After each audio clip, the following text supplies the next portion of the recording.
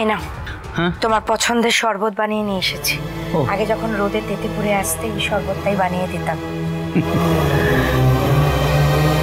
এত পুরনো কথা দেবিকা, সব কি আর মনে আছে? মনে নেই না? তুমি আসবে বলে তোমার পছন্দের রান্না করেছি। তোমাকে না খাইয়ে কিন্তু আজকে রাত ছাড়বো না। আরে না না, তুমি অবশ্য জানি না এখন সেসবগুলো আর পছন্দের আছে কিনা। তুমি ব্যস্ত হচ্ছ কেন? পুটে খেতে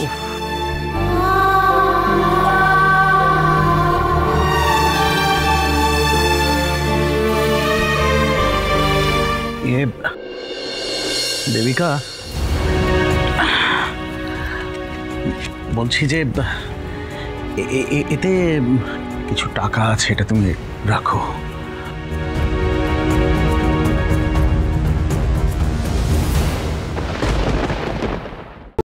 রাখো। আর একটা রিকোয়েস্ট ছিল তোমার কাছে, তুফান যেন আমাদের বাড়িতে আর না আসে, এটা তুমি একটু বারণ করো প্লিজ। পুলক, আমার মতো গরিবকে খুব সস্তায় কিনে ফেলা যায় না টাকার বিনিময়ে। যেটা বহু বছর আগে কাজে লাগিয়ে আমার থেকে আমার প্রাণের অর্ধেকটা কিনে নিয়ে চলে গেছিলেন, তারপর আমায় রাস্তায় ছুঁড়ে ফেলে দিয়েছিলেন নিজের জীবন থেকে। আমাদের মতো গরিবরা তোমাদের মতো বড় লোকের কাছে খুব সস্তা না। না দেবী,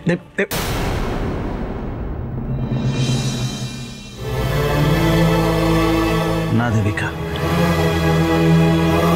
তুমি এইভাবে বলো না কথাটা।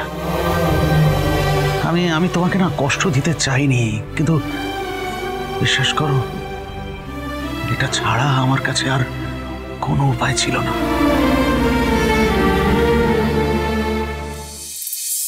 পুলক, এভাবে অতীতটা না মুছে ফেলা যায় না। অতীতটা জীবনে আটকে থাকে আঠার মতো।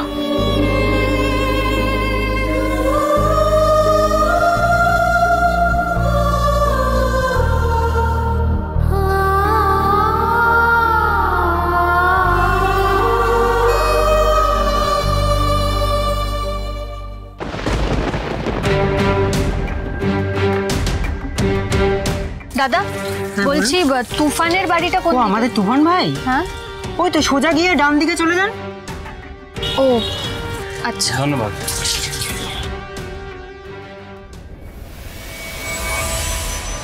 এখন আমার স্ত্রী, সন্তান, পরিবার রয়েছে।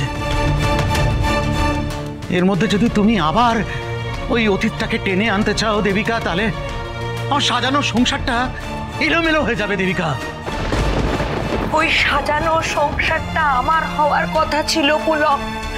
তুমি তোমার সাজানো সংসারে আমায় জায়গা দাওনি, সেটা ভুলে যেও না। আমি জানি এক রাতের ওই ভুলটাকে আমি সারাটা জীবন টেনে নিয়ে যেতে চাইনি, কিন্তু আমি তার জন্য তো এখনো ক্ষতিপূরণ দিতে চাইছি। এখনো তাদের তোমার প্রবলেমটা কি হচ্ছে আমাকে বলো তো। ক্ষতিপূরণ? কি ক্ষতিপূরণ দেবে তুমি পুলক? ও কটা টাকা দিয়ে তুমি আমার জীবন, আমার সময়, আমার অতীত, এমনকি আমার রক্তকেও কিনে নেবে তুমি চিরকালের জন্য? আমি তোমার কাছে অনুরোধ করছি, তুমি আমার জীবনে আর ফিরে এসো না। তুমি আমাকে ক্ষমা করো। তুমি আর ফিরো না। তার জন্য যা করতে হয় আমি তাই করব, প্লিজ।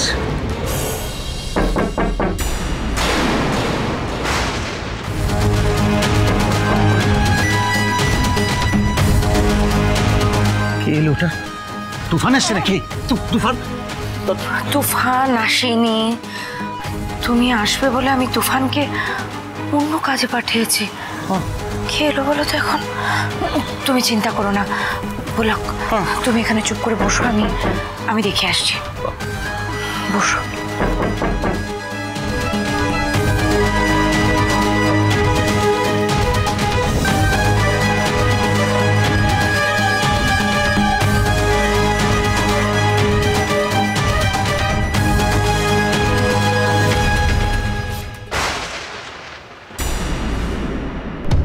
এরা এখানে কেন?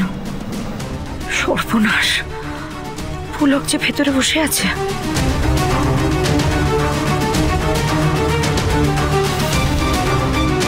আচ্ছা, এটা কি তুফানের বাড়ি?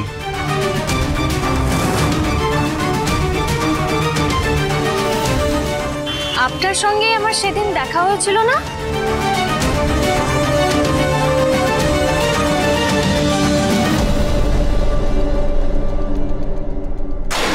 শুভ আদি এখানে? ওরা এখানে কি করছে? আমাকে দেখে ফেললে তো সর্বনাশ হয়ে যাবে। আমি কি উত্তর দেবো ওদের?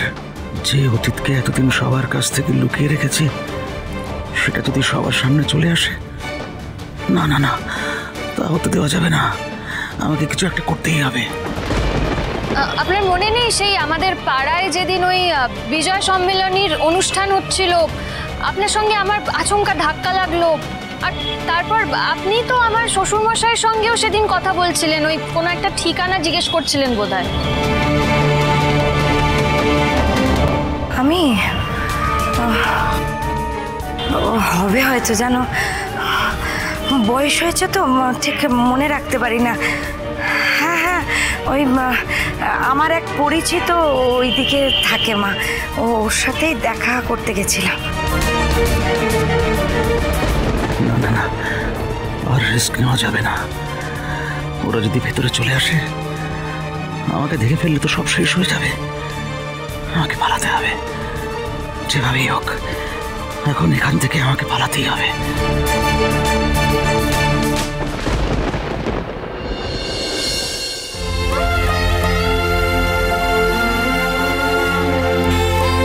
ছেলেটার মুখটা একেবারে রোদে তেতে পুরো কিরকম হয়ে গেছে। আমি একটু শরবত করে নিয়ে আসি। হ্যাঁ বাবা, তোমরা ততক্ষণ বসে একটু জিরো, আমি আসছি। কাকিমা, আপনি মনে হয় ওকে তুফান ভেবে ভুল করছেন।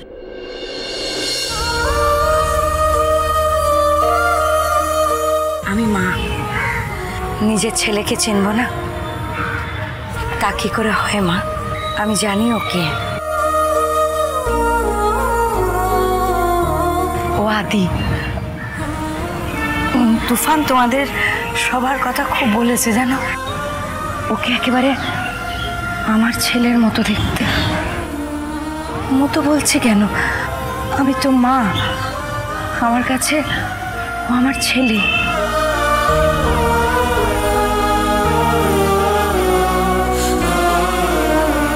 কাকিমা, আমরা আসলে তুফানের সঙ্গে দেখা করতেই এসেছি। চলুন না, ভেতরে বসে কথা বলি। আপনার হাতের শরবতও খাওয়া যাবে, আর আমরা আপনাদের জন্য কিছু জিনিসও নিয়ে এসেছিলাম, সেগুলোও দিতাম। ভেতরে কিভাবে নিয়ে যাব তোমাদের? ভেতরে যে পুলক বসে আছে। কাকিমা চলুন। এই রে, ওরা তো ভেতরেই আসছে, এখন কি করি? যাবে? হ্যাঁ হ্যাঁ, এসো এসো। পিছনে দরজা আছে মনে হচ্ছে একটা, ওটা দিয়েই পালাই এখন।